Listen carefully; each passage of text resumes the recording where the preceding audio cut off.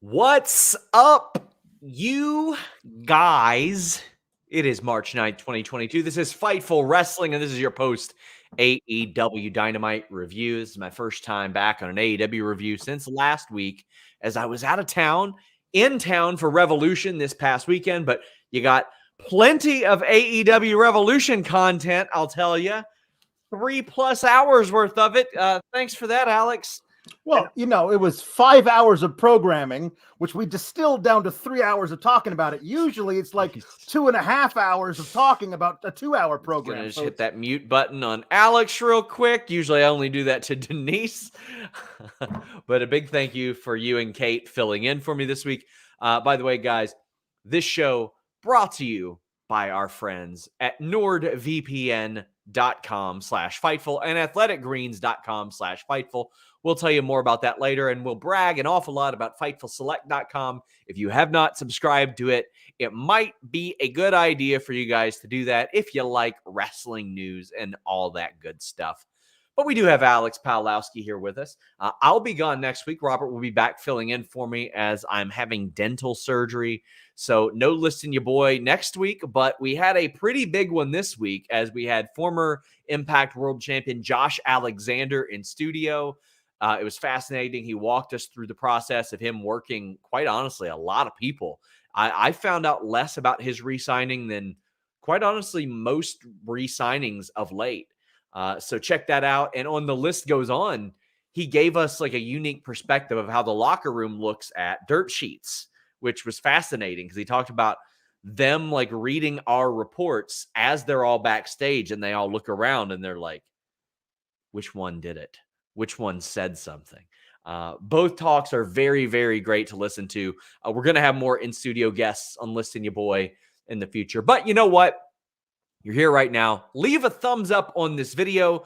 Donate a super chat. Donate a humper chat. If you don't know what a humper chat is, go to humperchats.com. You can leave a question or statement. It'll get read on the air. You can use your PayPal, Streamlabs, all that good stuff. And you can leave them before the show starts. So if you don't watch the show live, that will help you out an awful lot. Our great moderator, Luis, is helping us out. He has stepped up big time of late, taking on additional work. I want to thank my entire news team. They bust their asses all the time, but especially AEW nights. Jeremy Lambert leads the charge on that, and he does incredible work. But Gisberto and Robert and Colby and all those guys doing that work, Kyler on the social media end of things, big thank you to all of them. But let's talk AEW Dynamite. Alex, I'm going to take a couple victory laps tonight. You should. I should. FightfulSelect.com. Subscribe, my friends. It's a good time. We have fun. I do a Q&A show there every week. Alex does 2 sour graps there per week when he's not filling in for me. But ShotKid29 says this was the best Raw after WrestleMania in years. Very clever. That is true. Very clever. Well, we got Chris Jericho coming out looking like he was 37 years old again. Jesus Christ. Yeah. This guy, he looks great, Alex. He really does. He's taken fantastic care of himself. I feel like he had that health scare when he was overseas, and I feel like that probably lit a fire in him to get himself healthy. He looks great. He really does. He looks like the old Jericho. You know who else looks like the old Jericho? Dolph Ziggler from last night looks like the old Jericho with the full beard. Like it's good stuff. Well, Jericho comes out and he says he's a man of his word. He should have shook Eddie Kingston's hand. Well, Eddie Kingston comes out. He's got the 4 Pillars shirt. Shout out to Post for that rad shirt. But he talks.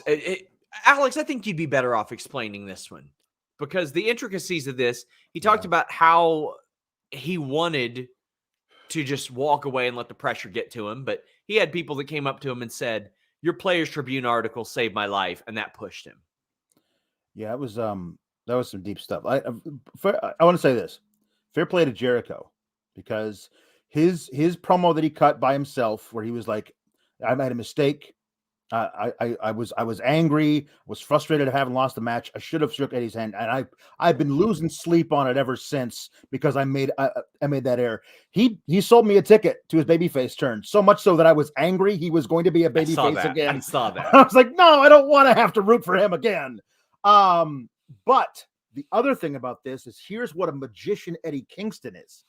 Eddie Kingston comes out and cuts this promo about how you got to me with all your I'm always going to be a failure stuff. You got me back in that dark place, and I wanted to go somewhere and drink until I couldn't stand up and then throw this match to you. But then people came to me and they told me that I was their rock, that they needed me to be the Eddie Kingston who could beat Chris Jericho, and that's why I did it. Not for me, definitely not for you. I did it for those people. He had tears in his eyes. This was all great, but also the way he said how much he respected Chris Jericho for wanting to do the right thing and being the stand-up guy, and you brought the greatest out of me, and I think I brought the greatest out of you. He was selling me a ticket for me to root for Eddie Kingston and Chris Jericho as a tag team. Like I was going to have to root for Chris Jericho because if Eddie Kingston is Chris Jericho's tag partner, I have to root for Chris Jericho. That's how good Eddie Kingston is making me root for stuff because I hate Chris Jericho. But all of this was fantastic. I could not believe that they were actually going to team up. And of course they didn't. 2.0 comes out. Daniel Garcia comes out, which let me tell you, Daniel Garcia probably ain't long for this team. We'll talk about that later. But they all jump Eddie Kingston, including, well, they all jump Eddie Kingston. And what you'll notice is they didn't put the boots to Jericho. No. They pushed Jericho down gingerly and he grabbed his neck. And it was enough to convince me because Jericho got dropped on his head on Sunday night. Yep. So I was like, oh man, like maybe they're going to play this up, but they would like slightly push to the point to where I was going to come on here and say, man, this wasn't a convincing beating at all. Santana and Ortiz come out and Jericho takes a bat to both of them. Yeah. Hager follows. He's with Jericho. He's still there. So you've got 2.0, Daniel Garcia, Jericho, and Hager. And Hager was always going to be in the custody of Jericho. Hager has a little bit of trouble getting up Eddie Kingston. And even when he had a lot of bit of trouble. He had a lot of trouble. And let me tell you, bud, understandable. Yeah. We're going to let that one slide is what we're going to do. But thankfully, he had people in there helping him, just pulling on Eddie's legs like a lever. And then dropping him on the back of his head through the table. But it went about as well as it was going to go from the jump. Like, it went about as well. And that's where the segment peaked because they named themselves the Jericho Appreciation Society, Alex. Jericho, now, he thought GFY was going to get over as a babyface thing. But I think he knows the Jericho Appreciation Society is what you name your heel faction so everybody boos you. Now the other thing is he's gonna have to stop using Judas as an entrance theme. Because that thing is gonna get sung by those people. It's like a Pavlov's dog reaction. When that song starts playing, everyone starts singing, and you can't have them all start singing for this guy who beat the hell out of Eddie Kingston and like had his friggin' Frankenstein's monster drop Eddie on the back of his dome off the apron. Like you can't have that. He's got to be a heel now. So no more Judas. I just don't think it can work anymore. Do you think he uses another one of his songs? He might. A song they don't know. Fozzie's got a lot of songs. So let's say every other song. Yeah. Pick one they don't know the lyrics to. Enemy is a good song. It's a legitimately good song. Yeah. We've got Mark saying, guys, Dynamite, huh? Good times. Indeed. Nathan DePaul says, the name is so bad, I think they're doing it on purpose. Agree with Alex. Yeah. Yeah. I think that Jericho is smart enough to know that Jericho Appreciation Society is very self-aggrandizing. Yeah. The only nitpick I have with this whole, honestly, I thought the segment went really, really well. All of it, from Jericho's like fake babyface thing to Eddie's promo, which was amazing, to them making me think I was going to have to root for them as a tag team. The beatdown, and then everything except for dropping Eddie on his head. The one thing I would change, I don't want Daniel Garcia anywhere near this thing. That guy's way too cool to be following around Chris Jericho's dad rock group. Like he's he needs to get picked up by William Regal and his boys. Yes, I would agree. I would completely agree with that. The Hound says, Alex putting in work the last few days for the podcast. You all are always an awesome part of the week. Great pay-per-view post show. Thank you so much. We appreciate all the super chats and humper chats. Don't forget to leave a thumbs up on this video, though. We would greatly appreciate it. Zen says, Garcia to Jericho instead of Danielson. Moxley is a more gutting steal than Wilson to Denver. I would hold up on that because I think this is a natural feud in the future for a couple of guys. Shotkid29 says, shouts to Eddie for shutting that fool up real quick as only he can. Eddie is great at shutting down what chance, people, like in general, like he's great at it. He really was. Yeah. Mr. Black Soul says that Jericho turn pop me. About time they close the Inner Circle chapter. Long live the Jackass Appreciation Society. There you go. That's going to be called that. It's definitely going to be called that at times, Alex. Oh yeah, somebody's going to call it that. That's for true. That's true. But also, I love that it's JAS, and I can imagine like Jericho being like, "Yeah, jazz," or something like that. He's going to call it that, or maybe he's going to be like, "Oh, it's like a soft yay, soft J, like yas. It's yas." He's going to call it that. He's going to call it that. Yas. Nerd Guru says Jericho must be eating those athletic greens. I mean, I'm not sitting here and saying that you'll look exactly like Chris Jericho's body transformation if you take athletic greens, but you will. Go to athleticgreens.com/Fightful. Man, you want to get your multivitamins in a way that absorbs better than a tablet. That tablet's going to pass right through. You're not going to get those nutrients. But one scoop of AG1 has 75 vitamins, minerals, and whole food sourced ingredients with a multivitamin, multimineral, probiotic, green superfood blend, and more in one convenient daily serving. A whole lot of you are not getting enough greens, and a whole lot of you are not getting your multivitamin. Take those athletic greens, and they work together to fill those nutritional gaps in your diet. They add your energy, they add to your focus, they aid with gut health and digestion, give you a better immune system, and it replaces all those pills that you got to take. Not only that, one of the best things about AG1 is they're not just sticking to the formula which brought them to the dance. As science evolves and research changes, so does Athletic Greens. They have changed it 53 times over the last decade. Over 5 times a year, they are adjusting this formula to make sure it's the best for you. Alex, you look amazed by this. It is pretty amazing, though, isn't it? 5 times a year? Over 5.3 times a year. What if I get too much of it to like become like it's obsolete? No, not at all. Okay, good. But you get a free 1-year supply of vitamin D and 5 free travel packs with your first purchase at athleticgreens.com/Fightful today. Vitamins, minerals, dairy-free probiotics, adaptogens, antioxidants, superfood complexes, digestive enzyme, mushroom complexes. I love hearing from you guys that order this and tell me how much better you're feeling. Makes me very happy. athleticgreens.com/Fightful. Jambeard says Inner Circle 2.0 was right there. Still a bad name, but a lot better than JAS. Also, Garcia is about to take that Sammy spot in the Inner Circle and going to show out that TV time. I think he gets pulled away pretty quickly from this. The only caveat I would have to that is that they never mentioned anything about that in this upcoming Regal promo. Didn't mention, like, let's bring in some youth and teach them the right way to go. And since that first thing between Daniel Bryan and Mox, he hasn't been like, I need you to join me so that we can teach up these other guys. They only name dropped those dudes in the first promo.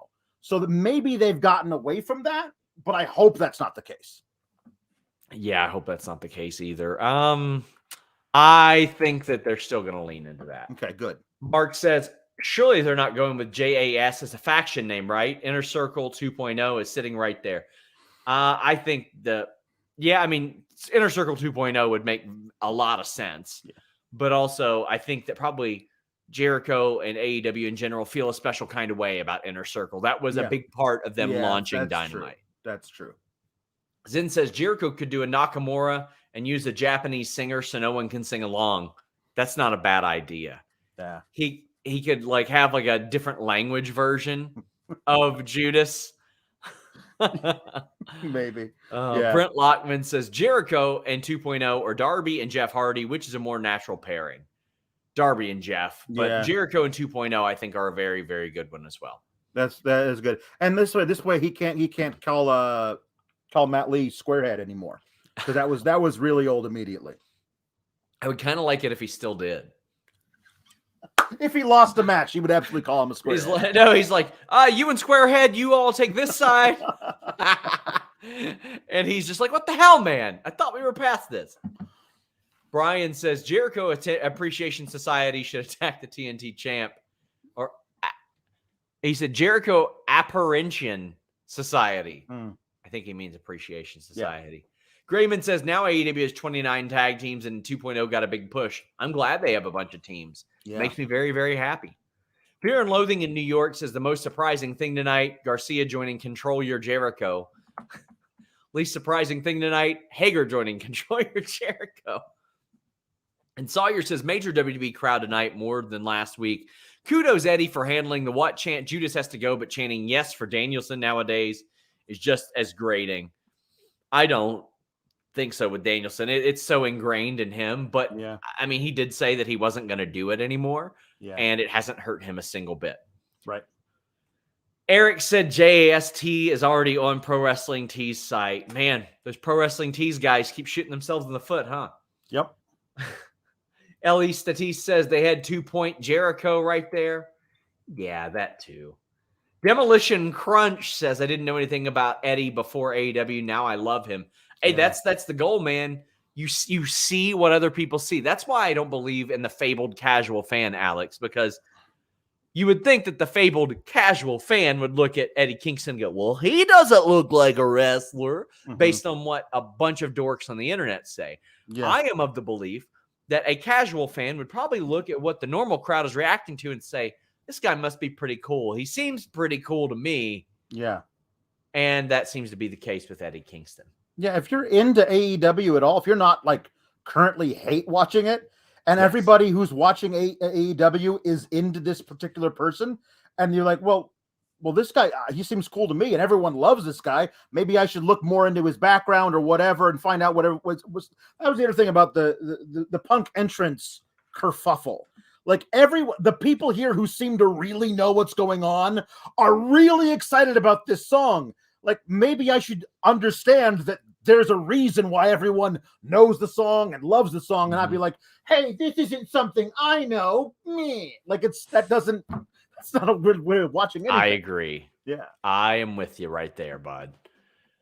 Tom LaValle says, Alex, what podcast are you on tomorrow? Or is it Linda? And please, in Regal's voice, say Wardlow. Wardlow. No, tomorrow, Thursday, that is my one night off. Gonna need you to cover Impact Wrestling, pal. It's actually been great lately. Josh Weaver says, who wants a taste of Yas? Mike Lima says, don't forget Pinnacle started with MJF and Spears betting in 2020. Yeah. Don't be surprised if Yuta and Garcia come under Regal's wings down the road. I'm expecting it. I'm expecting it. John Alba, yes, that John Alba says, just stopping in to say wrestling fucking rules. Well, you know what? I got to watch John Alba film a bit of his The Extreme Life with Matt Hardy this week. It was fascinating to watch. I highly encourage that podcast, guys. Especially, I mean, he dropped a clip today of Matt like pre-reacting to Jeff coming to AEW, which I thought was very clever. That was funny. Matt has an incredible recall. Like I listened to him talk about certain bits of footwork and stuff in the final deletion. It is a must-listen podcast. It is incredible. You guys got to check that out. There's a very underrated episode on Big Money Matt. And you may think, well, gosh, what?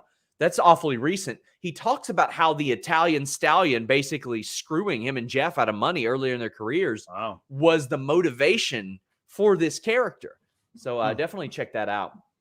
Miguel says, Revolution was great in person, my first AEW show. I enjoyed it. Dynamite tonight was enjoyable. Regal's promo was amazing. Dante did amazing. Jeff's debut could have been a tad bit better, but still liked the debut. Miguel, I'm glad you enjoyed Revolution. AEW is an experience like quite frankly, no other right now. You got to see it live. But yeah, man, like I'm glad you got to experience it. I'm pretty much in agreement with all that stuff as well. Yeah. Alan says people who say Eddie doesn't look like a wrestler need to go back and look at Dick the Bruiser and the Blackjacks. You all bought the WWE nonsense. Why? I mean, not only that, WWE has had plenty of people that look like that. That's true. And do pretty well. CM Punk backstage promo. Also, I want to give an important update, Alex. Yes. He unblocked me on Twitter after he said he wasn't going to. Wow. Did you happen to see that clip? I did. He understood. He knew that I wasn't in the wrong there. Yeah. He figured it out. Yeah. I'm not in the wrong there. I didn't do it. Yep. But great friends, us two. I love this backstage promo. Yep. I thought it was really good. Yeah. How'd you feel? Here's what I did love about this, and I think that it's good that both of them weren't there, but especially MJF. After that war on Sunday, neither guy needs to be on Dynamite this week. Like not live on there because they killed each other. Yes, and I think it's like just the way that Punk. I'm gonna be cleaning my own dried blood out of my ears for weeks. Is such a very vivid description of what a match like that does to you physically, beyond everything else, the aches and pains. Oh yeah, I still got some of that in there. I really like them selling that war they went to for this, and it's, to me, and I'll talk about this later, I think it's very important that MJF was nowhere to be seen on this episode, so that when we see him next week, it's a big time moment. Tremaine says heel Jericho tends to be the best Jericho, GFY. Well, I hope he brings back GFY now, because he should. It's a heel thing. Yeah. Speaking of Wardlow, he comes out, he talks about the struggles that his family faced when he was younger, about how he grew up poor and he saw his mom struggling to provide, and he got into wrestling because he knew that was his opportunity. And even though he's still under contract to Maxwell Jacob Friedman, and he's very thankful for the doors he's opened, he doesn't care anymore, and he hopes that MJF will just release him so he doesn't have to powerbomb him repeatedly. And he says this is Wardlow's world. So Wardlow isn't like the most charismatic dude on the microphone in the world, but you know what? Neither was a guy named Dave Bautista, who happens to be one of the biggest action stars in the world right now. Yep. Yeah, he's gonna be just fine, and this was a more than good promo to me. Man, he's gonna be more than just fine. Like we've been talking about the Wardlow Batista comparisons for a while. They're right there, man. They're right there. The template is there. Like Wardlow in 10, 12, 15 years might not be doing this anymore, because he might be in Hollywood making big time movies. Like he's a really good looking dude. Like he's got a fantastic voice. Like the timbre of it is not too low. Like it's a really good voice. And like while he wasn't just like perfect on the mic, he didn't make mistakes. Like he was able to like lay out what he was saying perfectly. It was a very white meat babyface promo. Like he even thanked MJF for the opportunity. Like and here's the thing. This is also so important for what I think the next step is here. Him saying, MJF, just release me from my contract so I can sign a new one with AEW.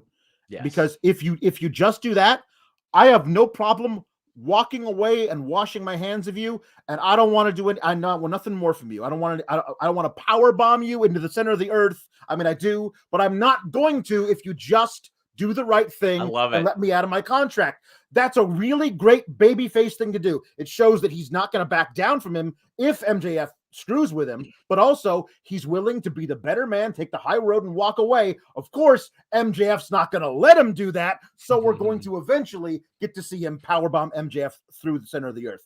Wardlow is going to be one of the very, very biggest stars in wrestling very quickly within the next couple of years. And after that, I believe he's going to be a huge crossover sensation. Tom says MJF gets Wardlow a DQ win next week and not the title. No. Well, there's a lot of conversation to be had there, and we will be having that towards the TNT title match. Yes.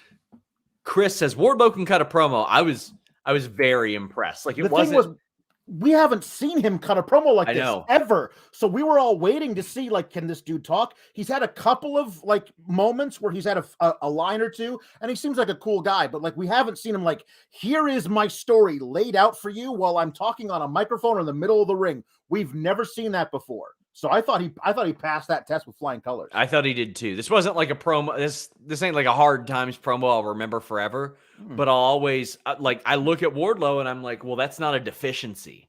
Like it's not a flat tire on his road to superstardom or anything like that.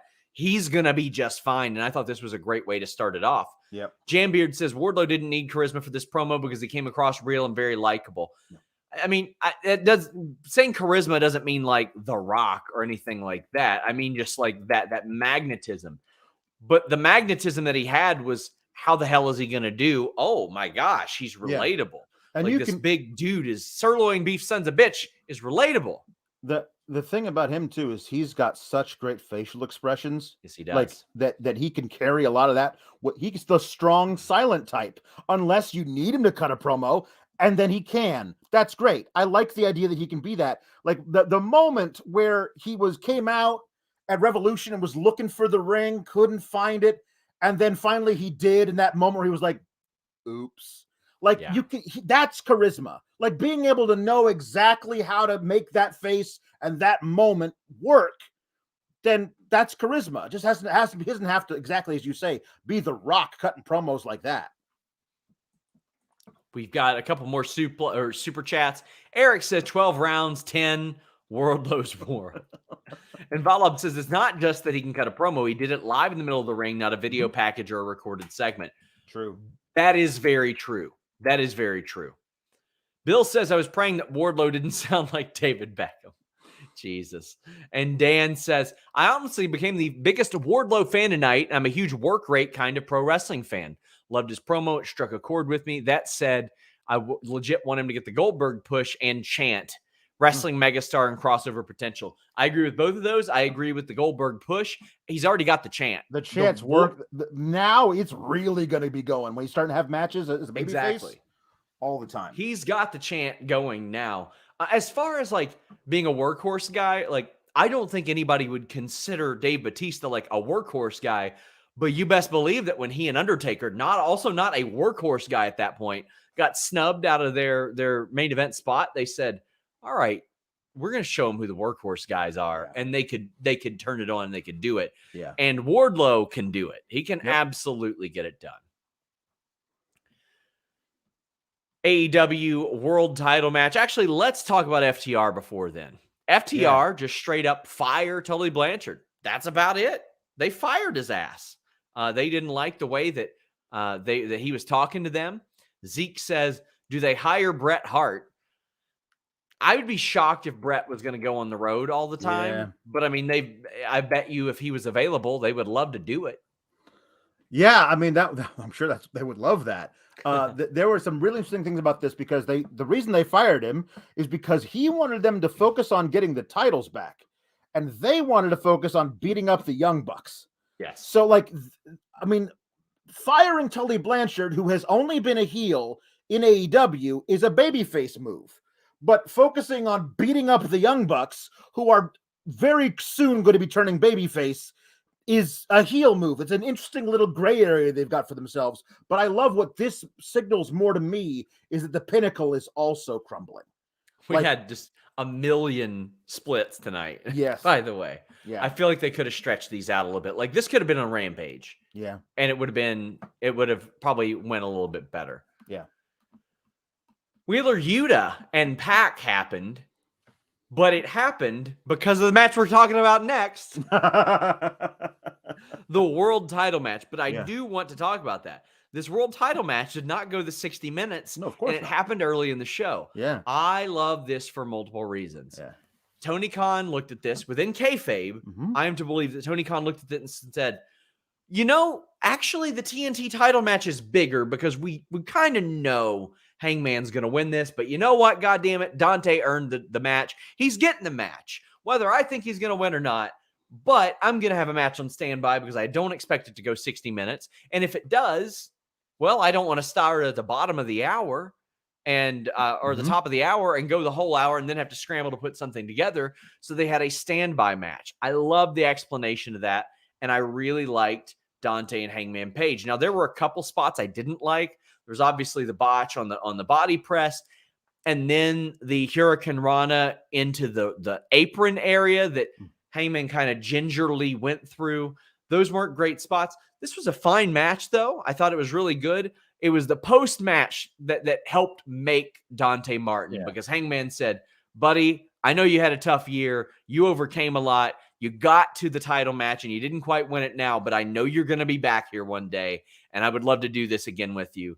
This was really good for Dante. Now he gets to go back and do his tag team, and all is right in the world. And I just love them adding this match to this Dynamite. Why the hell not? Right. I also loved, as you said, this is them having a standby match after this one is the exact opposite of how in every episode of WWE there was like, I'm going to make the main event right now. Well, what was your main event before this? Like you went into the show was starting and you had nothing to go on in the main event slot. That's ridiculous. I like that they actually had this whole thing planned out. And well, we have extra time. Let's put another match on for you guys to watch. I thought that was good. But this match was a lot of fun. I did enjoy a lot of the finishing sequence. But you're right. Dante Martin has consistently been put over and over again, even in defeat.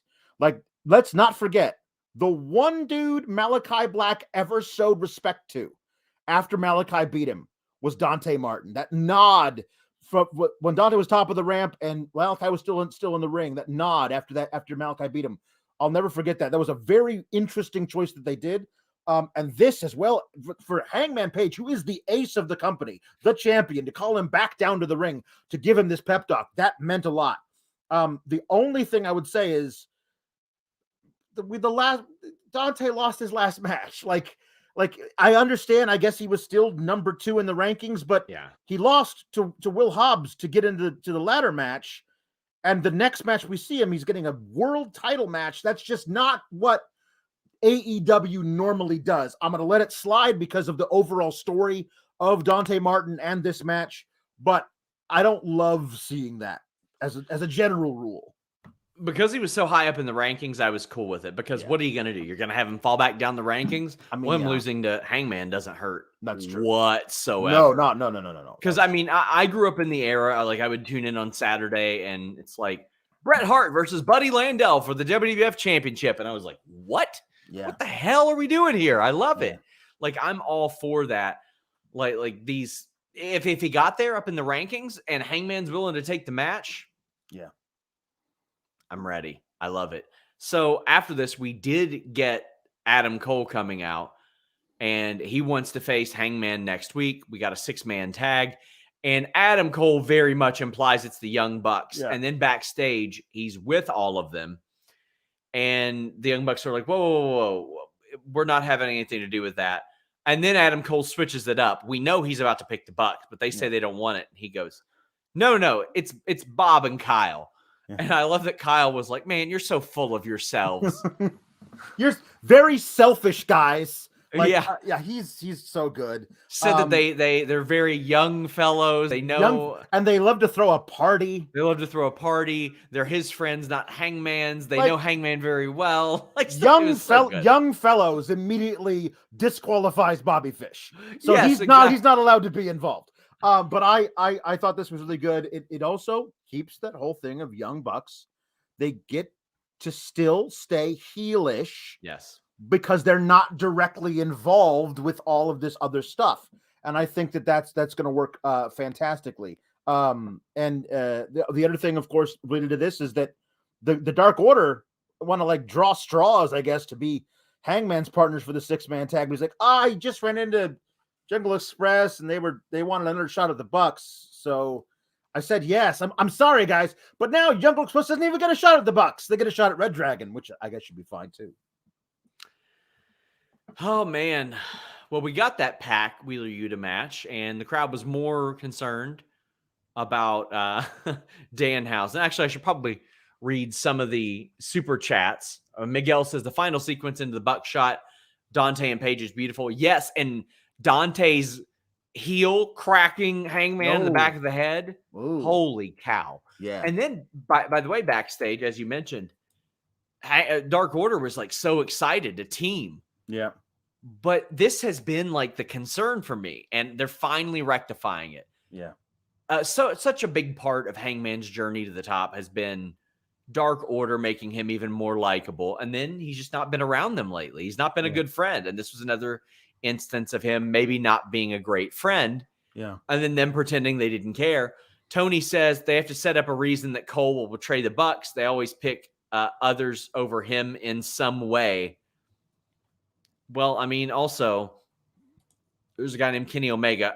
And Nerd Guru says, unless it's leading him returning, I don't know why they went to Cole again. I thought for sure Punk was going to come out to confront Paige. Oh, no. Summer Punk 3.0. Well, as much as I was sold on Omega coming back this past week, I don't think he's coming back anytime soon, based on what I'm hearing. I think you can do, like, Hangman's going to face somebody before he has a title match at Double or Nothing. I very much believe it's going to be Punk versus Hangman at Double or Nothing, but that's a long ways away. He's got to do something between now and then. Rematching and doing stuff with Adam Cole I'm as fine as anything else. So this Dark Order stuff I really like. Chris says Silver and Reynolds are going to be Cole's teammates to get back at Hangman next week. I don't think they would do that. No. Brent says, put a mic anywhere near Fish and all is well. Well, he'd probably use one of those old-timey mics that drops from the ceiling like that. Yeah. That's because he's very old. Yes. That's the joke. He's old. Daniel says, here's my pitch. 6-man tag. Bucks and Cole are gelling. They do the kiss spot. Omega returns and turns on Cole like SRS has said, but the Bucks are in on it. Omega has out-Coled Adam Cole. Then the biggest irony allows Hangman to pin Adam Cole. Until this week, I would have thought that. I just don't know if he's close to being back. He had a lot of stuff to get fixed, from what I understand. Like, based on what I heard, like, I don't know how the man functioned in the ring. Like, that's how banged up he was. And it made me gain even more respect for that guy from an in-ring perspective. Just the whole vertigo thing just seems impossible to wrestle. Buddy, I had vertigo, and like people would go to do a single leg, and they would do the knee pinch and spin, and the whole room just wouldn't stop. And that guy's been wrestling with it and bouncing off the ropes and everything. It's unreal. And not only that, like, to get everything that he's had fixed, man, but anything's possible, I guess. Josh says, is it still too soon for Dark Order heel turn? I don't think that group's going to be heel for a long time. Yeah. You can't. It's Brody's team. Yeah. Jambeard says, give me Bucks, Paige, Omega, Cole, Fish, Kyle O'Reilly, and Claudio to help Cole. I really think you got to go Elite versus Undisputed Era. Like the straight up trios. You got to do that. You got to do the trios. I think that Paige will have other things to do, you know? Yes, I agree. And those trios titles are coming. They are coming whenever Omega's back. They will. Connor says, are we starting to see the build towards a Bucks face turn, saying they don't want to do anything with fighting Hangman? Yes, I think so. I think so. Amir says, Dark Order bring in Bray Wyatt because Hangman dissed them? No, I don't think so. James Barretts. I mean, maybe if Tony was desperate for, I don't want to say desperate is a word I'd use regarding Bray Wyatt, but it doesn't fit with the profile of this company. And I know Orange Cassidy and Danhausen are there. But like if he wanted to add some depth to like a Ring of Honor or something like that, I could see him bringing a guy in. I think a lot of guys are going to be brought in on AEW/ROH deals, though. I mean, the thing about Cassidy and Danhausen is they're very much tongue in cheek. Like it is meant as for all of us to go ha ha ha ha ha, as opposed to Bray Wyatt, who's always been very self-serious. Even the stuff that he was doing when he was doing the Mr. Rogers Bray stuff, it was part of a darker, more serious theme. James says, I know I've asked this before. Are we getting any closer to the much dreamed of Coda Kenny story? I think we're getting closer every day, honestly. I think it's going to happen at some point. I do think so too. Mike Lima says Kenny Omega did a 7-star match with Vertigo. That's Kenny Omega. Man. Sawyer says, I don't believe in it, but Kenny is a good spokesman for that cupping therapy. I've heard a lot of good things from people that get it done. Daniel says Bucks turn, maybe Bucks FTR at Double or Nothing. I could see that match happening. Yeah. I definitely could. And speaking of the pinnacle exploding to some degree, Shotkid29 says, could this be an avenue to bring in the Briscoes? I'm going to say no. I wouldn't expect to see the Briscoes in AEW anymore unless there's like a big change. Sova says, with Wardlow turning face and FTR firing Tully, does this mean the end of the pinnacle? Will it continue with MJF, Spears, FTR? Yeah, I think it continues with those. I mean, those are the 4 main guys. Wardlow was the muscle, and Tully was the manager. I think that FTR might branch out and just kind of wind up doing they keep talking about how they want to go out. They're actually going to start doing like indie dates and going out and doing their own thing or whatever. I don't know if they're going to be around AEW as much as normal, but also I could just see if it just comes down to MJF and Spears. Like what? That's the whole. Like MJF has been insulated from everything else because he's got this shield of all these dudes. If it's just him and the dude with the chair and that's it, what does that do to MJF? It's a good story. Tom says Tony D's thoughts on Jericho's turn. Jeez, this freaking guy. Well, like, listen, you never can trust a guy who sings the rock music. That's what this Frank Sinatra. That's the only thing for me. Frank Sinatra, maybe a little Dean Martin. But he sang that before. He sang Frank. There's a wolf in sheep's clothing. You can never trust a guy who wears the leather vest to the ring. Never trust him. That's why I like Eddie Kingston, because he speaks his mind. He's right here. I like that guy. Jambeard says this felt like a face turn for FTR. They want 2 heel teams, Bucks and Red Dragon, and Dax wanting to fight for his family. You know, I don't hate that. Yeah. I don't hate them going the prize fighter. We're only doing this for our family route. Yeah. Ron says Hangman is going to tag with the Bucks. Hangman is turning into Kenny. I don't think so. That would surprise me. Plus, I could see them get there if that's where they wanted to go, but that would really surprise me. Yeah. And which, I mean, here's the thing. Hangman said that he picked Jungle Express because they wanted to get their hands on the Bucks again. Bucks ain't in the match. No. So I wonder, like, you know, Luchasaurus and Jungle Boy could just leave him high and dry. They could. That would be an interesting approach. Yeah. That'd be very interesting. And I honestly think that those two could work as like a pseudo heel team as well. Yeah. Dan says, hold up, guys. I played high school and college football against Bobby Fish. I also trained with him a bit at our local sports club. Are you saying I'm old? Damn, upstate New York and Section 2 football represent. Well, I mean, I think it's cool that you played football when they had like the leather helmets. The leather helmets. That was pretty cool, man. That's pretty awesome, man. Yeah. The fact that you're still here and you have the wherewithal to send a humper chat as opposed to a regular super chat. More on you, man. I mean, you got a couple more years before dementia hits you, but thank you. Thank you. We appreciate you. Yep. Nerd Guru says, other than pettiness, I don't see a reason for the WWE to hold on to the Undisputed Era trademark. Odds are that if they existed, they should just be called that. No, that's something that WWE, that's something WWE, WWE put an awful lot into that. Like, I don't blame them for wanting to hold on to a trademark in which they put a whole lot of resources into. Like, listen, like you can get me to think that WWE is petty for a lot of stuff, but I don't think they're petty for the most protected stable in the history of a brand. And quite frankly, one of the biggest stables they've ever had in the company's history. Yeah. I don't think that that's petty. Mark Losper says, say it with me, guys. Jurassic Express. Hey, Mark, say it with me. They keep calling them Jungle Express on TV. They do. They shouldn't, but they do. They do. Daniel says, here's my pitch, 6-man tag. We read that one. Luis. Michael says, according to SRS, a Fightful Select, Miro signed a 4-year extension. Can you comment on the details? Amir says, Juarez Miro. WrestleBuzz says a returning Miro to be a challenger for Hangman. I mean, all I can comment on is the fact that they hammered out the deal last year around All Out or Full Gear. Miro was not supposed to wrestle those matches. He had an injured hamstring. He came in. He did that favor. He's healed up now. His deal was going to be up this spring, which was a shock to me when I found out. Like a 1.5-year deal he had. And then they reached a 4-year extension, and he hasn't been on television since. I don't think that's a concentrated thing on his part. He's good to go based on what I hear. But Miro staying for 4 more years.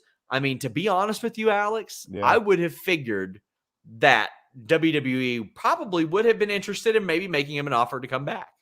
I mean, they should.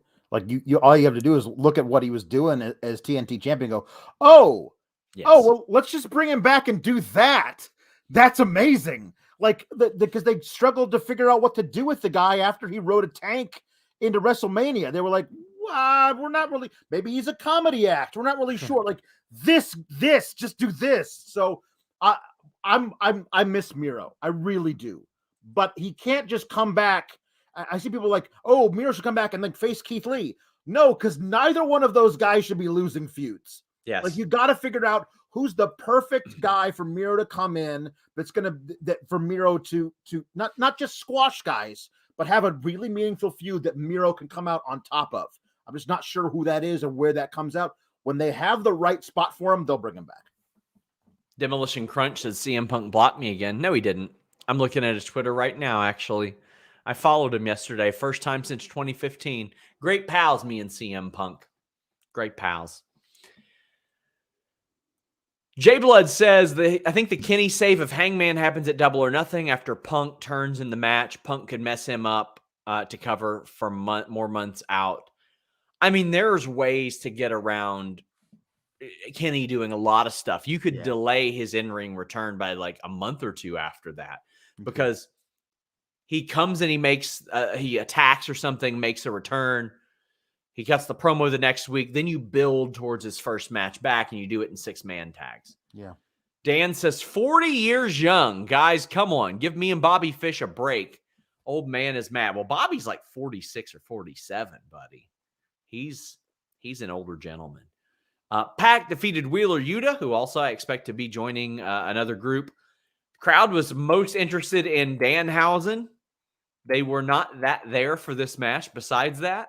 Yep. And Pac gets the win. This made a lot of sense to me. I like Pac still not winning with the Red Arrow, even though they're a babyface team against House of Black. I like him still winning with that brutalizer. That's a really cool looking submission move. I mean, Pac's great. I'm always gonna love Pac.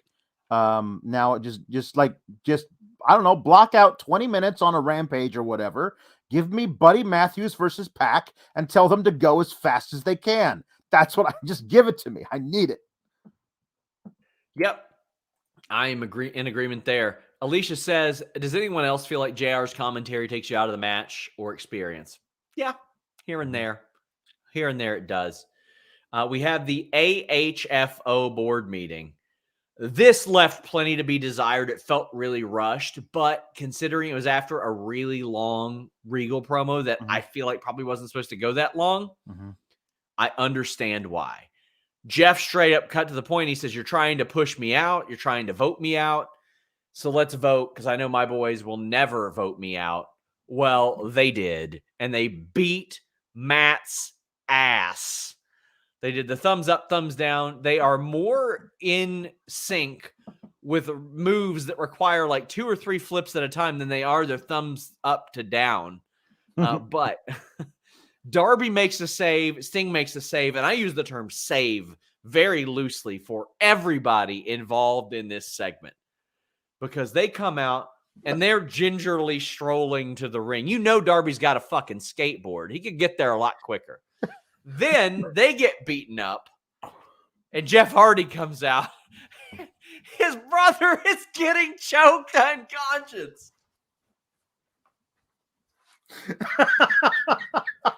Oh, that's so good.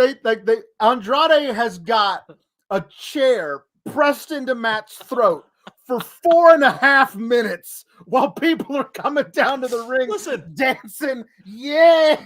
I watch a lot of like murder mystery shows. It takes a lot longer to strangle someone than you realize. Yeah. They had all the time in the world. All the time in the world. All the time in the world. Jeff Hardy is there, as reported by FightfulSelect.com on Saturday. I know a lot of you guys were disappointed by that MSG news, so I said, you know what? What the hoot and heck? Jeff Hardy, he's going to be on Dynamite this Wednesday. I also mentioned that Swerve would be debuting at Revolution. But I reported today that AEW was getting the theme song, Zach Tempest's Loaded, which is a part. I'll give you guys a little scoop right now. They've got the Hollies theme as well because they acquired the entire catalog for licensing. So they're able to use, like, if Bob Holly shows up, they can hit his music and rest his soul. Crash Holly is no longer with us, or else that would be an amazing cameo. Yeah. But like, I would really, really love that. This was okay, but the reaction was incredible. Bryson wants Linda's thoughts on Jeff Hardy's debut. Now the Jeff Hardy, I really love the Jeff Hardy. I think he's a fantastic. He's a daredevil. He's one of those crazy ones who does the dives off the top rope. He does the swanton bomb, which looks like it hurts him as much as it hurts the person he's doing it to. I just hope that Jeff's getting up there in years. I hope he doesn't break his back one of these days. Keep that shit on Tuesdays, guys. It's not for me. Josh Weaver says, no, Sean, Private Party pounded that ass that they did. Chris Raines says, Nyla tweeted, in loving memory of Nyla's swanton in AEW. Yeah, can't use that one anymore. Nope, that's his now. So Josh Alexander on List Goes On. Or maybe it was, I can't remember if it was List Goes On or The List and Your Boy. We were like, have you ever worked Jeff Hardy? He's like, no. But I've heard stories. He's got the heaviest swanton in wrestling. Boy, did the Butcher find that out tonight. Yeah. No, yes, that woof. Yeah, no, but I love that moment of him and Darby in the ring. Felt like it was like, oh, okay, there's like two generations meeting together. Because it feels like they're spiritual successors. I thought that was really cool. And yeah, we're probably gonna wind up getting the Hardy Boys, Sting, and Darby Allin versus the Butcher and the Blade and Private Party. All right, I guess. Wonder who's I'll watch that. Yeah. Kevin Steet says Sting and Jeff are going to battle for Darby's soul. I would love to see that. Boy, they'll play off some history there if they're both cool with it, which I'd imagine Jeff would be cool with it because of the fact that Sting is even willing to work with him now. Yeah. They'll probably reference that, and I don't think they'll do it in a distasteful way. Yeah. I think Sting will be like, I know that's not who you are type of thing, because AEW wanted to make sure there were not substance issues with Jeff Hardy, and there weren't. Nope. And I can tell you now, there were people in WWE that were involved in that match that went to bat for Jeff Hardy, and they're like, he was not messed up. Yes, and they even said, yes, the behavior was erratic. It was very weird. He wasn't messed up. It was an off night for him. Yeah. So I'm glad that was the situation, as opposed. We'll take erratic behavior over relapse any day of the week.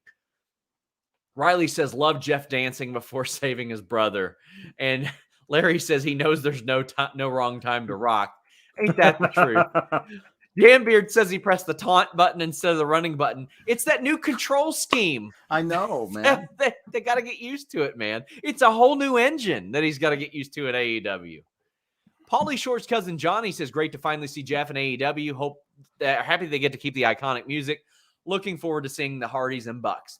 For those that wonder, no, they can't use no more words. There are some people, for some reason, that think that he sang that song. He did not sing that song. He performs it at some of his concert stuff, I think, but that's not his song. Sawyer says Darby's shocked Pikachu face was a pretty good moment. I'll have to go back and watch that. Yeah. Chris says, Brother Nero, I knew you'd come. So excited for the matches we're going to get to experience. I've heard so many funny stories about people like walking past Matt Hardy's hotel rooms and they'll hear him cutting cameo promos as Broken Matt. Like I've heard that from three people now. I love it. Mark says the Hardy Boys, Sting and Darby versus Private Party, Butcher and the Blade. Let's do that. Oh, that's a hell of a match. It is. It is. Brian says if Hardy's turn heel, who would be their best manager, Tully Blanchard or Don Callis? Well, unfortunately, it can't be Michael Hayes. No. Gangrel's signed with MLW now. You can't do that one either. That's a callback. I don't know. I don't know that there is one. Yeah, I don't think there needs to be one. Those guys aren't going to turn heel. They're going to get cheered forever until they retire. Brent says the future AEW Dream Tag Team tourney grows. It does. There are a solid 2 years of just fantasy programs with these guys. Yep. They can do it for a long time. Plus, the Rocky Balboa, 06, we still got one left in us run as well. Riley says, my childhood favorite is All Elite. Love to see Jeff. And Sandoval says, Vince brings in people like Logan Paul for his fans. Tony brings in people like Regal and Jeff Hardy for his fans. F the Fed. Damn, bro. Mark says, Jeff Hardy left, served out 90 days, signed with a new company, all before Veer was able to re-debut on Raw. Ridiculous. He was busy at IKEA, man. That chair was very hard to put together. Well, also, IKEA, that's hard to find your way out of that place. You know what I mean? You got to follow the arrows on the ground. But if you don't want to go that way, you're completely lost to maze. Drew says that somebody needs to tell Jeff there will be no dancing inside the narrative. Very clever. Okay. Luis had a good idea. All right. Heel manager, Rebby. Oh, yeah. Yeah. Yeah. There you go. Yep. That's a brilliant one, Luis. Yep. That is. DeTrain says Jeff Hardy came before Veer. How? Well, I mean, listen. Veer probably got lost. He doesn't know where he is. He's coming all over the place. And when you're coming all over the place, you probably don't want people to see your browser history. And when you're coming all over the place, you might worry about region blocking. Not with NordVPN.com/Fightful. Right now, you get a great deal and an additional month off free when you use NordVPN.com/Fightful. If you're coming in an IKEA and you're using their public Wi-Fi and it's unsecured, that's a hotbed for hackers. They're online trying to figure out how to put all that stuff together, and they're just going to steal all your info. Not with NordVPN.com/Fightful. So whether you're on your phone, your desktop, your laptop, your smart TV, even your router, NordVPN.com/Fightful as you covered. You can also use that code Fightful. Maybe you want to watch $1 Million Arm, the Disney classic $1 Million Arm, which is based on Veer. But you're region blocked and you can't get Disney Plus in whatever country you're in. Not with NordVPN.com/Fightful. Maybe you prefer the WWE Network to Peacock. Well, you can use NordVPN.com/Fightful, change your virtual location with just one click, and subscribe to WWE Network. It's a good time, my friends. Also, a 30-day money-back guarantee with NordVPN.com/Fightful. We are so proud to be working with these fellas at NordVPN.com/Fightful. Hit them up at NordVPN on Twitter. Let them know you heard about them from us. Come where you want, when you want, thanks to the ability to change your location with just one click virtually. Mark says, #find Veer. Father Lasagna said, shout out to Jeff Hardy for being both charismatic and enigmatic by choosing to try to sneak that dance in on his way to the ring to rescue Matt. Matt pissing blood for 2 weeks because of this. Oh, my God. Amazing. Nerd Guru says, Jeff looked so happy. He deserves this final run with Matt. Him and Darby could be special. Maybe he fixes things with Sting. I would love to see that layer done as long as everybody's okay with it. Yeah. Zach says Tony Schiavone put in a lot of work tonight. Hopefully he's got a nice, comfortable mattress to rest up on. HelixSleep.com/Fightful. Did you see Anna Jay respond to Max Caster's rap on Twitter?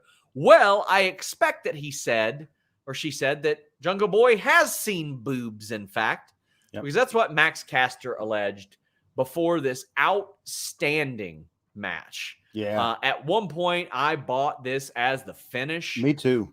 I could not believe it. Frank Odell said, am I late? Has there been a reason for the lack of the Jurassic Express team name? I don't know. I'm going to try to find that out. But the Acclaimed continue to get better and better and better and better and better. Yes. Max Caster carries the mic work. Mm-hmm. Anthony Bowens carries the ring work. It is a perfect pairing. And at one point, I thought they were going to win the damn titles. Yes. But, I mean, still then, Jungle Express, Lucha Express, whatever the hell you want to call them, Jurassic Express, Jungle Saurus and Lucha Boy, I don't give a damn. It was a good match, and I love that they made this match. This was fantastic. Yeah, I loved the reason it was made is that Jungle Express, they wanted, whatever they're called, Jurassic Express, wanted, told Tony Khan, we want to defend our titles on Dynamite. That's what Tony tweeted out. So here, I made this match for you. That's great. And yes, you're right. That I don't know what that was. It was like it looked like the beginning of like the Magic Killer, but then they flipped him up into like a some kind of crazy pile driver, Michinoku driver thing.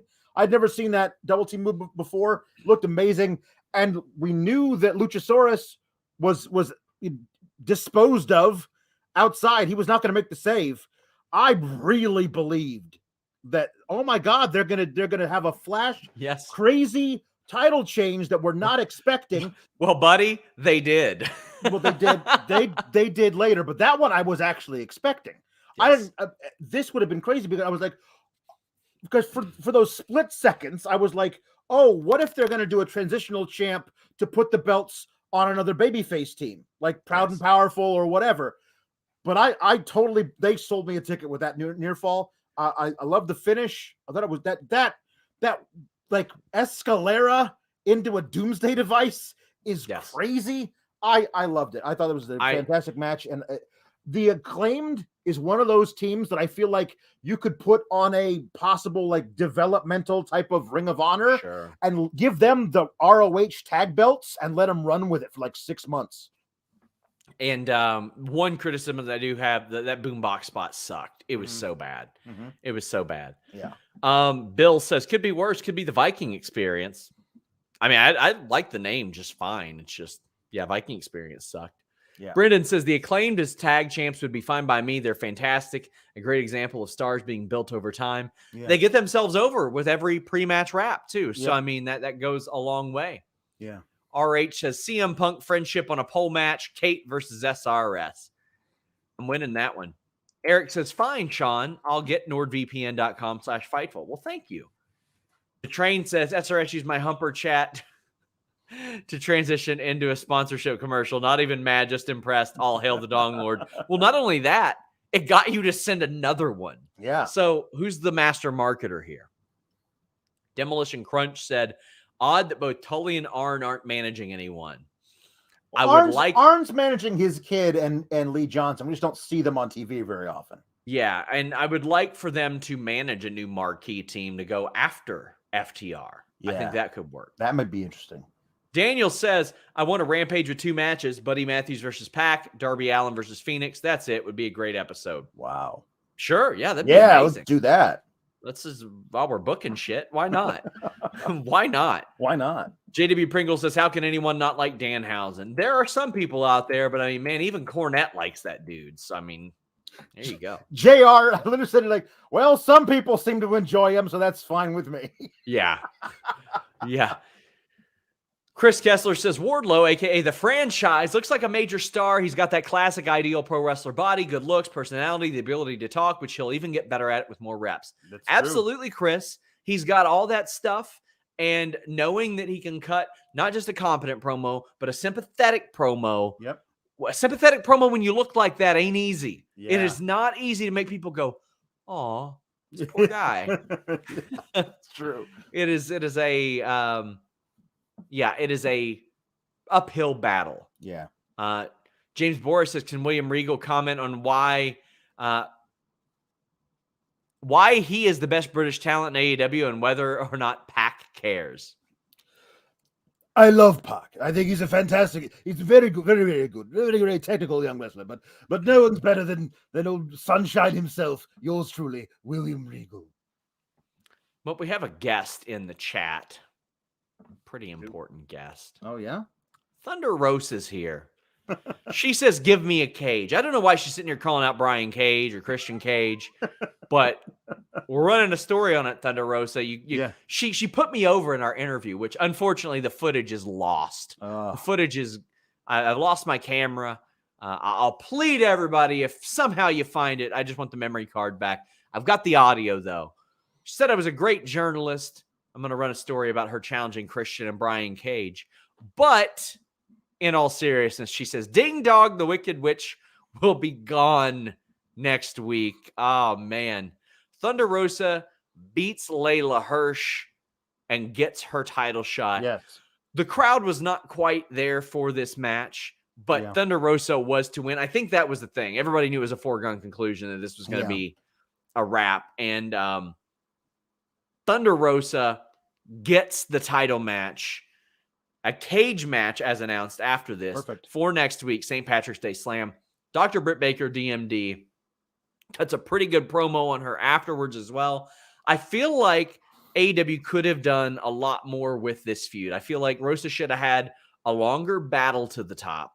Yeah. And, but I'm excited for this match because they had to battle following last year with no stipulation, and that ain't easy. Yep. So I think this is going to be real easy for them. I think they are going to have a classic match. I think it's going to be a match of the year candidate next week. Yep. I can't wait for it. What'd you think? Revolution, I predicted what was going to happen going into it. It happened the way I thought. That we talked about this last week. Rosa getting the clean pinfall over Britt Baker, going into the pay-per-view. I was like, that's not what they would normally do. So I think it was to set up this thing, which is that Britt Baker requires all of this help, everybody interfering on her behalf to be able to beat Thunder Rosa. Well, Thunder Rosa is going to get her rematch, and they're going to do it in a steel cage so that nobody can interfere. It's perfect. And they're going to do it next week in San Antonio. They're going to do it in front of a much, much bigger audience than would have been at the pay-per-view. She's going to feel like a bigger star because more people are going to see it. More people are going to see this cage match, which is going to be, I think, a better match than the one they had at the pay-per-view. And I'm very excited to see that moment where Thunder Rosa, after a year, because it was going to be like almost a year to the day of her beating Britt Baker in that match. She's going to hold up that brand new amazing title belt in front of those fans in San Antonio. It's going to be a moment that will be a seminal moment in AEW for years to come. Brendan says he can't wait for that hometown pop. Tremaine says, I'm pissed. I moved to San Antonio to be closer to my family, and the one time they come, I have to work that day, and any good tickets cost at least $400. This is butt shit. Man, I mean, let me tell you, there's probably not a bad ticket in that arena, to be honest with you. Like, their arenas are very, very good for viewing and stuff. Norm says, hola, Rosa. Can't wait for you to win the title in San Antonio. You deserve it. She does deserve it. I've spoken openly about how much I respect Thunder Rosa for all that she went through and improving when she could have just coasted and helping out a lot of other people. She is an example of really, really hard work. Jambeard says that he's down for a Rosa Brian Cage match. I bet it'd be good. And we've got Bill saying Rosa and Nicolas Cage, sign me up. Valab, despite all Brit's rage, she's still getting Rosa in a cage. That's good stuff. Nerd Guru says, I hate the women's title stuff. I get the hometown, but Rosa shouldn't have lost on the pay-per-view because why is she next? I hope they end Brit's reign of terror. Well, she had to win a contender match to get there. I understand her getting another crack at an opportunity because Tony Khan ain't stupid. He watches the show. He saw what happened. So she probably deserved that opportunity again. Right. It wasn't just like, here's your rematch. Next time, bring some damn backup with you. Right. That's the other thing is that I think they could have done more to explain why Mercedes wasn't involved at the pay-per-view. But they're doing this thing now. They're having Jamie Hayter versus Mercedes. Maybe those two will cancel each other out so they can't be involved next week. Maybe that's the story they'll tell. But I think it's really interesting is that we loved that lights out match a year ago so much. And because it didn't count, Britt Baker ascended to the title match at Double or Nothing while Thunder Rosa did not. Yes. But as soon as Britt Baker became champion, we all immediately said the only person who's going to take that title off of Britt Baker is Thunder Rosa. But it couldn't happen immediately because we all thought Britt at the time deserved a long reign. Now we're finally getting to a point where it's that reign is coming to a natural end, and still the only person who's going to take that title off of Britt is Thunder Rosa. It took us longer to get there than I think a lot of us wanted, but it's been like almost predetermined since day one. Zach says, I think tonight paid off. Britt and Rosa versus Revolution puts a cage match on free TV so it can hopefully main event and be seen by more people. And the special stip calls to mind the lights out match. Well, I reported on FightfulSelect.com that the finish of that match this past weekend changed multiple times. And also that belt, as Leather by Dan mentioned, the turnaround was like 3 weeks. He said it was the fastest he's ever put together a belt by a full week. That's amazing. Derek says, people say the feud needed to be longer, but forget Thunder Rosa was in the TBS tournament for months. Buddy, that ended like 2 months ago. Yeah. Like she could have, like they could have parlayed that immediately into her working her way up. It just could have used some more attention for sure. Mm-hmm. Xanthiu says, how is Tony, someone in a position of authority, not strongly suggested that Leyla Hirsch maybe take a break from wearing ring gear draped in Russian flags for a little while, given what's going on? Man, I ain't touching that with a 10-foot pole. She was born there. She was born there. And I would imagine she doesn't agree with what's going on. Yeah. It's the government, not the people. Swerve versus Tony Nese for Rampage. Well, FightfulSelect.com. Please subscribe today. Reported that Swerve would be at Revolution. Good. He's going to beat Tony Nese. He said as much. He's like, just like old times, I'm going to beat your ass. Beat your ass on Friday, just like he used to do on Yeah. 205 Live. But here's the other thing is that match is going to be a low-key banger because those guys work really, really well together. Yep. Tony Nese is the perfect guy to make somebody else look good in defeat and just move on from that match. Tony Nese is really, really a great wrestler. It's just we all know what his role is here. It doesn't matter. I mean, the match is going to be bad. Swerve's going to move on to something important pretty quick, I think. Yeah, he's going to get a big push. Mark says, obviously, Arn and Tully are reforming the Brain Busters. Very clever. QT tried to recruit Keith Lee, tried to help him out with Team Taz because they have a mutual enemy. I like this because it made sense for QT to try. Yes. The overreaction to Keith Lee saying, I'm good, was comically bad. Yeah. That was so bad. Yeah, However, QT has a very unique ability to make you want to watch him get his ass kicked. That's It true. never gets old watching That's that true. guy get his ass kicked. And that is a good way to keep a job in pro wrestling. Yep. Not much really to add to this, but Yeah. there you go. Jade Cargill is kissing people now. The kiss of death. That's how she's putting people away. I got to put over this tweet from Nyla Rose that she put out. HLA is now all elite. Jesus Christ. Oh my God. Sure. Why not? Yeah. If that's what she wants to do and everybody's cool with it, whatever. I Mark do Quinn, like go ahead. they're making a big deal of this. Is going to be 30-0. So either this next one for her 30th is going to be the big surprise, or she's going to get to 30-0 and then say, listen, I've beaten everybody here. There's nobody in that locker room who can stand up to me. And then you get somebody coming in like an Athena or something like that. I think that'd be a great way to do it. I agree. Lord Bebop says, Lord Regal showing best of British. What a classy promo. Wardlow's was awesome too. Glad Scorpio Sky got the win. It's about time. Well, before we get to that, no, we're there. By God, I just looked. We're at that segment. I was saving it towards the end. Danielson and Moxley defeat the Workhorsemen. Now, I just want to say, in the ring, not John Moxley's best night. He whiffed on that dive, whiffed on another something, but this was an established, like, this is them teaming up type of thing. Yeah. I loved the way they handled Sunday. I thought it was perfect. Yep. This match was to say they are a unit now. Here's that guy, William Regal. Chris Raines says it was great to see the Workhorsemen on my TV. That it was. We got people pitching who could join. Amir says, any chance Cesaro or Joe join? Williams says, would he be a better fit with Danielson and Regal? Irene says, with Regal now managing, is the Wheeler Garcia Moriarty faction still happening, on hold, or not happening? Tony P says, the best friends are the lone survivors of the original AEW Gang Wars. Imagine this: Mox and Danielson versus House of Black, who preaches violence, is pure human nature. And then Jambeard says, I know they want guys like Garcia or Moriarty, but I'm down to bring in Thatcher.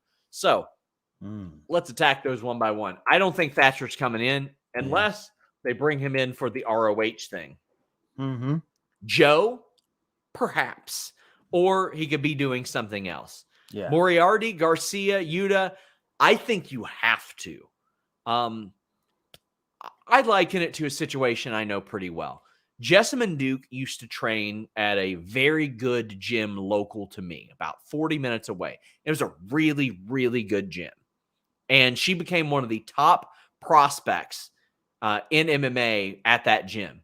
Then she got on The Ultimate Fighter, and Ronda Rousey said, how about you move across the country and live and train with me and Shayna? And she said, well, shit, okay. Because how could you turn that down? Right. Now, as we would later find out, Ronda Rousey's coach absolutely sucked. But when Ronda Rousey wants you to do something, you're going to come and do that. Yeah. No ill will, old team, but got to take that opportunity. If you're Garcia, Yuta, and Moriarty, no ill will, Matt Sydal or 2.0, but you got to do it. Maybe Garcia is the holdout because he's got Jericho now. Maybe. Mm-hmm. But I would really love to see them still do it. Claudio, that would be great. He would be a great addition as well. Yeah. I think Claudio works really well as like that's the silent partner. I think it'd be a lot of cool things to have him there doing stuff. But there's a lot of openings here.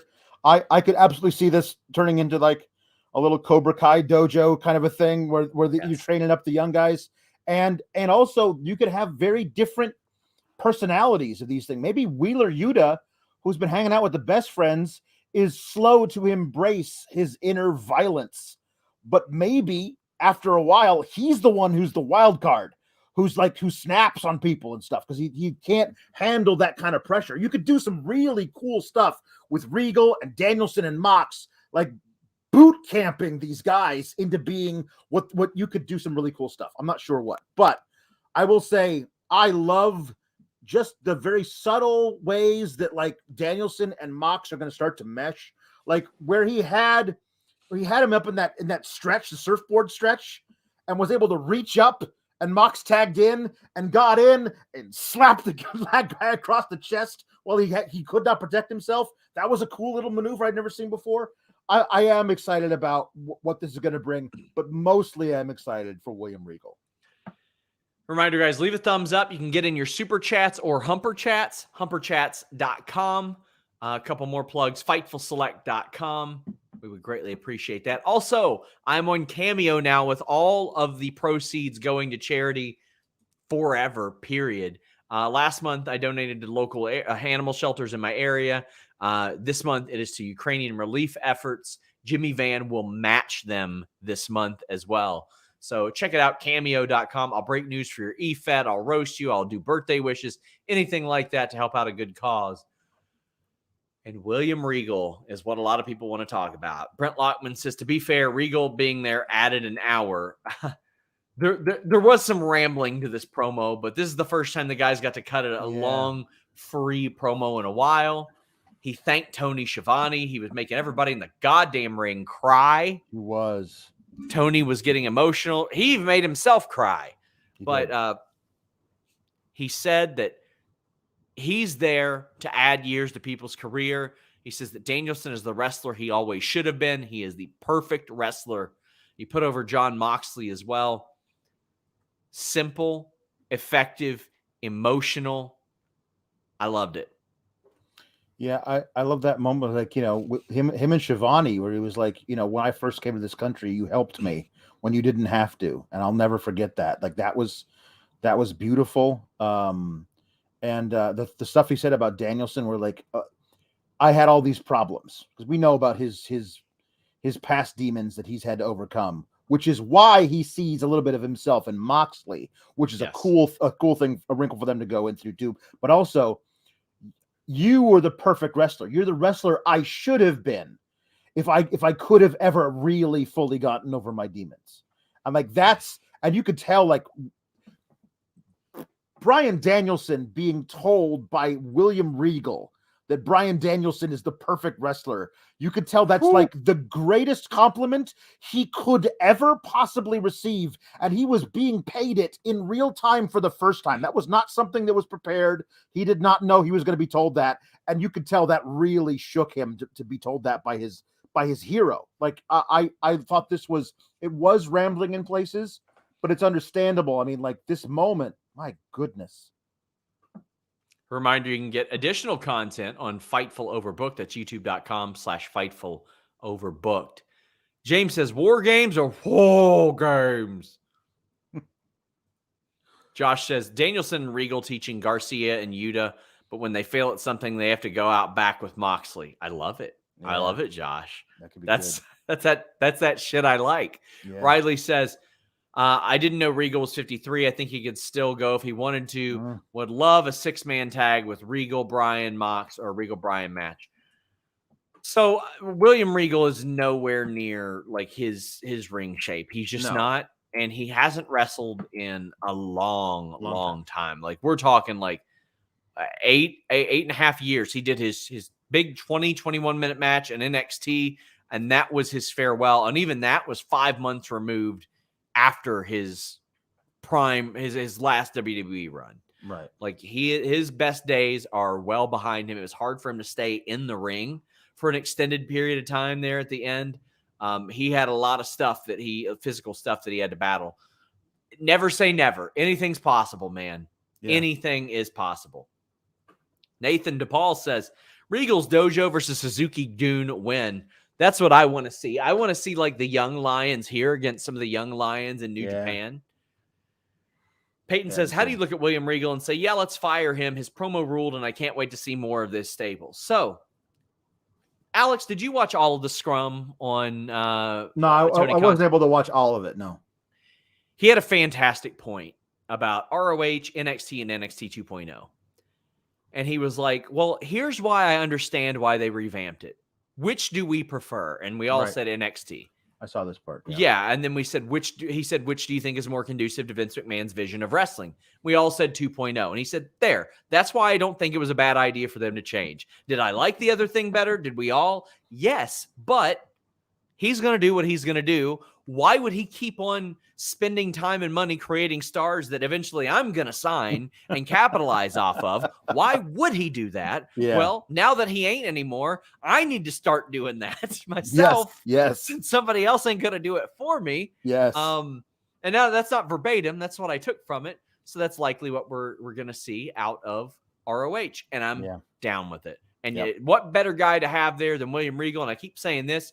I think Matt Hardy should become Tony's Pat Patterson, a finish guy, a creative guy. Think of all the characters he's thought of for himself and got over. Like a million of them. Yeah. Like, he's gotten so much shit over. Well, the other thing about AEW is it just, you're able to listen to the actual performers. Yeah. The performers are creative people. Nobody gets into wrestling who isn't creative and what hasn't created their own character in their backyard. People are creative, and in the other place, nobody gets listened to. Mark Losper says Sting is 62, was on the shelf, now jumping off balconies. This company has a way of delivering things you don't expect. Now, that is true, but also, Sting kept himself in really, really good shape, or at least pretty decent shape. Good enough. Yeah. I mean, I think a better comparison would maybe be Tully. Yeah. Because Tully wrestled a handful of matches in the 2000s, but really other than that, hadn't wrestled in decades and came back. But yeah. Regal pulling out the brass knucks one time might be fun. Yeah. Anything's possible. Josh Weaver says, I think Mox and Danielson should recruit JD Drake and get him away from the wingmen. Like them whipping him into shape would be good. Yeah, that would be fun. Eric says, thanks for the 70% off NordVPN. I think you will legitimately love NordVPN.com/Fightful. I truly love using it. Nerd Guru says, NXT fans that got pushed away after it changed don't watch anymore. Should watch this Regal promo. It was a masterclass. Regal is the best. I mean, I just think it was real. I think that's what it was. I think it was him talking more than it was a promo. And you could tell it meant something very deep to him to be able to give that promo. Yes. Brent says, when does Mox bring in Shooter? He should bring in Shota Umino. Yeah. That should be his big thing. If I were AEW, I'd be calling up New Japan and saying, let us have him. We promise you he'll be over as hell. Yeah. That's what I would love to see. Mark says, Jade versus Camille, give me what I want. That'd be a fun match. And Nikolai says, slightly off topic, should we read anything into the Nightmare Factory postponing their April class? Great show tonight. Regal even made me cry. Happy for Scorpio. I talked to Cody tonight, and he seemed to indicate to me that that wasn't the case. But I don't know. I mean, workers work, and he is a supreme worker. Bryan Danielson said he didn't learn how to lie until he rode with Cody Rhodes. And Cody Rhodes taught him how to lie. So if you think I'm just going to talk to Cody Rhodes and be like, sure, pal. Come on, man. Yep. Your boy's a little bit smarter than that. But yeah, I don't think there's nothing to it. You know what I mean? I think there's something to it. Sammy Guevara versus Scorpio Sky. Scorpio Sky wins the TNT title. Chris says he's so happy for it. Jambeard says he really needs Wardlow to smash him next week and become the champ. Then Wardlow MJF at Double or Nothing for the title. MJF wins his first title off Wardlow. Well, there is a lot to unpack here. First off, that 630 to the outside through the table. Let me just say, fuck. What? Yep. The hell? What are you doing, bud? Yes. That was amazing, horrifying. I'm glad they gave him the entire commercial break. Yes. Because they should. That was unbelievable, Alex. Buddy, that was good. He was sitting there winking at the camera and doing the crazy. And JR's the one time JR isn't like, what the hell are you doing? What are you doing? Well, it cost him. And then later on, the Shooting Star Press cost him as well. I thought there was some great in-ring.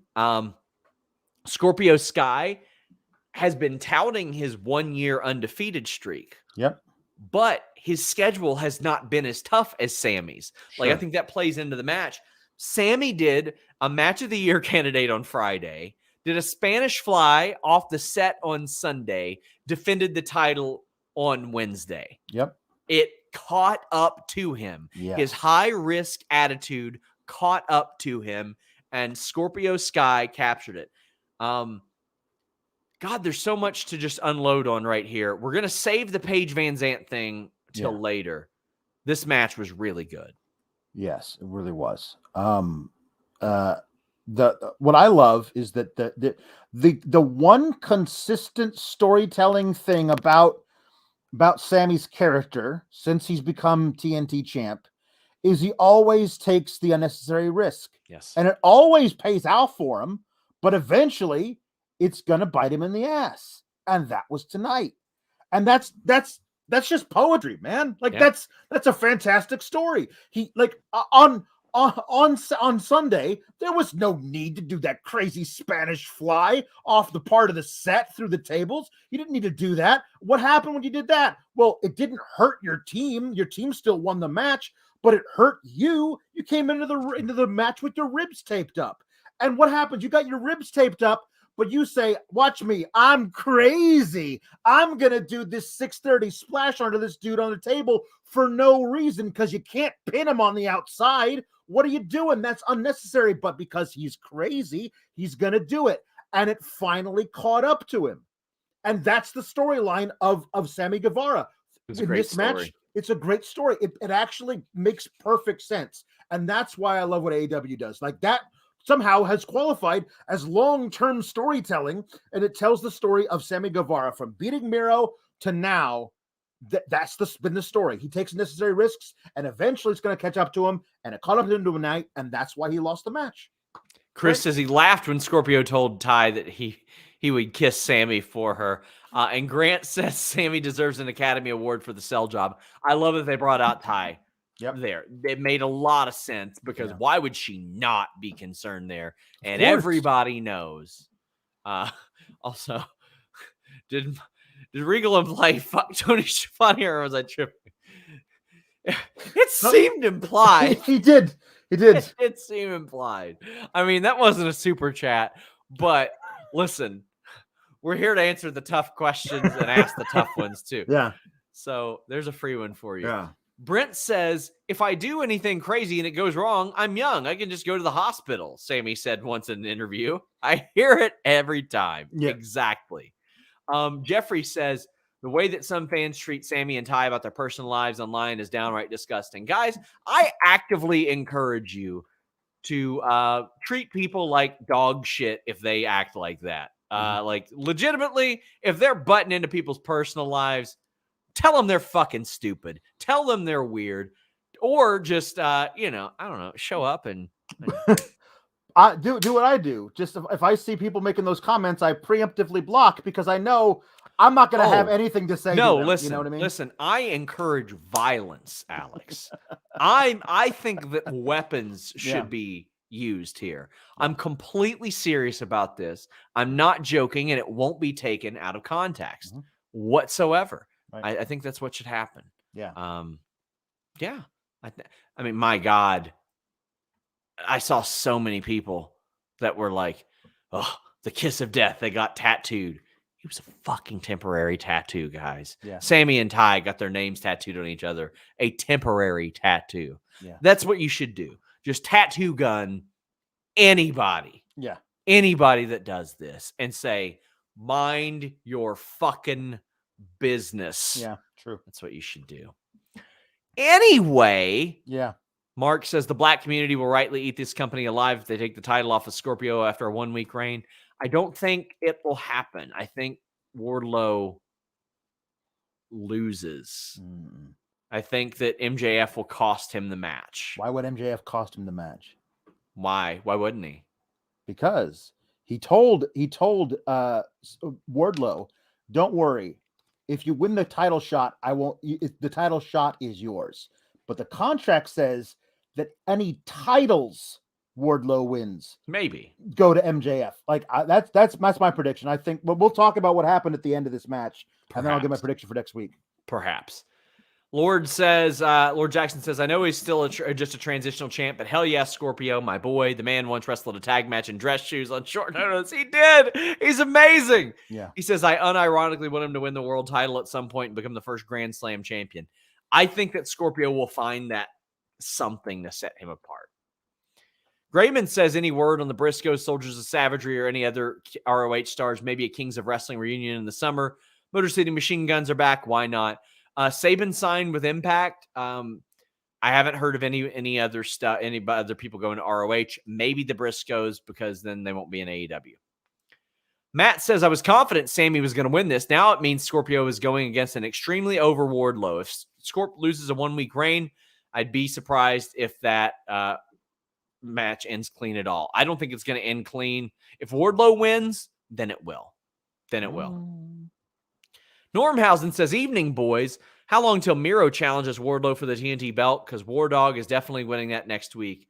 I'll need hosed off for that one. I'm not convinced that MJF doesn't cost him the title. I really don't. And Bill says, do you think Wardlow will refuse the match because he would need to give the title to MJF? No, I think he would still do it. I mean, why wouldn't he do it? Just for the sake of doing it. So what happens at the end of this is it's building to what is almost obviously to me Sammy Guevara and Ty Conti versus Scorpio Sky, or I guess Ethan Page and Paige Van Zant in a mixed tag match. That seems to be a major thing we built to, because there was all kinds of interference. Paige Van Zant laid out Ty Conti, signed her AEW contract on Ty Conti's ass. Like, there was all of that. So I feel like Scorpio is going to be cost the match next week by Sammy. And we don't see MJF at all until after Wardlow wins the title. And then with Wardlow standing there holding the title up, we hear MJF's music, and he comes out holding the contract with Mark Sterling, and he says, "Sorry, buddy, that title's mine. It says so right here." Like, what an amazing heel moment for MJF to take the title from Wardlow. He did not win it, but it's his now. Like, that's a huge heel moment for him. Also, we're all cheering for Wardlow because he won, and it gets taken away from us. Like, that would be an amazing moment. That's what I predicted. Hope happens. Nerd Guru says this company's made so many great signings of late. We need more women. The market is plentiful. Athena, Tony, Nixon, Newell are home runs. They are. They all should be signed, in my opinion. And Lord Jackson says, to be honest, if Cody and Brandy hadn't left, they were totally supposed to be in this storyline instead of Sammy and Tay, right? Wish they were still around. Two of them getting beat down while the audience cheers for ATT would have been hilarious. Yes, from what I understand, this was supposed to have a Cody Brandy integration there. And I have to put over Tony Khan and this whole tie-in of why Sky got the match. Sky was offered a spot in the ladder match. And Dan Lambert last week said, no, I'm going to make sure that you get that title before the person who wins the ladder match. And he did. And Tony Khan said, you know what? He made me a deal. He'd deliver me Paige Van Zant if I gave Scorpio Sky a title match. Mm-hmm. Why wouldn't Tony do that? Why wouldn't they? This was brilliant all around. It made Dan Lambert look smart. It made Tony Khan look smart for not only accepting it, but not really trusting Dan Lambert until it happened. It's a great way to intro Paige Van Zant. You give Sammy Guevara a reason to lose. You're setting up a program for Ty Conti. You're setting up an initial program for Paige Van Zant. Ethan Page is out there floating around doing his thing too. You've got like 6 or 7 people that come out looking better because of this story that they lace together in a week. This is really good common sense shit. Loved it. Yeah. Mark says, loved Alex's booking, but that's a 4-hour Grapsody next week. Grayman says, do you see a Danhausen storyline with House of Black? Jesus, I hope so. He did the thing that I said I wanted him to do. He did it on the Fan Fest. He submitted an application to House of Black. I want him to submit an application to all the factions. I want to see that. Yes. Bill says, damn you, Alex, and your gloriously brilliant mind. Alex does have a brilliant mind. You can check it out twice a week on FightfulSelect.com as well. Josh says MJF sent Spears out to do the deed to keep his word that MJF didn't get involved directly. That's possible. There you go. I mean, that could happen as well. And Jambeard wraps us up and says, what woman would you like to join the stable with Mox, Bryan, and Regal? Let me look. I mean, I don't. They seem to be like no nonsense baby faces at this point, especially with that promo. Otherwise, I would say Deeb. Like Deeb is like the woman who's like training all the women would be kind of interesting. I would love to see Deeb do that. That would be really, really good.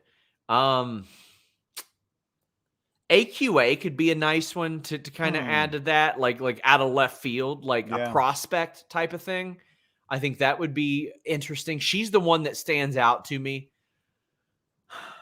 But I mean, like there are some like raw potential people, like Penelope Ford. You could argue like she's got the tools, but she hasn't quite put that together. But I mean, it seems like they like the people that are right on the cusp of breaking through type of thing. Also, they seem to be like they like to break people away from somebody. Chris like, Statlander. Yeah, but like they've already done with Yuta, but like Statlander would be really interesting because she's come up against kind of a little ceiling. She can't seem to advance past it. She's super over and she's super strong and physical. I think that'd be interesting to see like what William Regal could do with her. I see a lot of people saying Leyla Hirsch. I think that would be a good one as well. Yeah. Yeah. Josh says Danhausen applies to join Yas, but calls it Jizz. Oh, Nixon Newell is a Regal's female ace is a win. Yeah, that's true. Or Tony. Tony would work Tony well. Storm, yeah.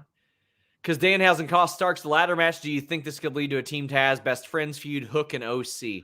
Yeah, but OC's out for a while, unfortunately. He got hurt on that Keith Lee throw. But guys, you guys have been overwhelmingly supportive tonight. I mean, we have a two-man show now. If we still had a 3-man show, this would have went 2 hours. Yeah. I thought for sure oh, we're doing a 2-guy show. This will be like a smooth 80 minutes, maybe.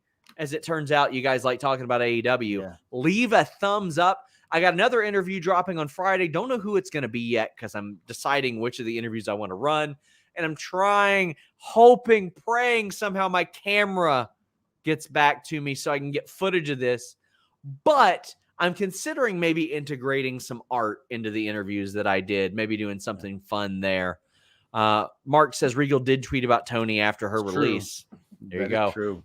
Alex, tell the people where they can find you. You can find me on the Twitter at Alex Sourgraps, also twice a week on Fightful Select, reviewing Raw and SmackDown. Spoiler alert, I don't like either of those shows as much as I like AEW. And then on Tuesdays with the wonderful Miss Kate Fabe, where we have an after party for the NXT 2.0 show, which has basically become 2.0 Divas.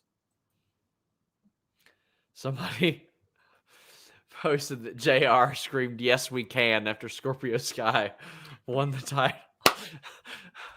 Come on. I have to check that out and see if that's for real. Oh my God. Guys. Oh no. Please leave a thumbs up. Jambeard says, just wait, Sean. We'll get you singing and doing impressions soon. Please get a cameo and support a good cause. I would greatly appreciate it. We're out.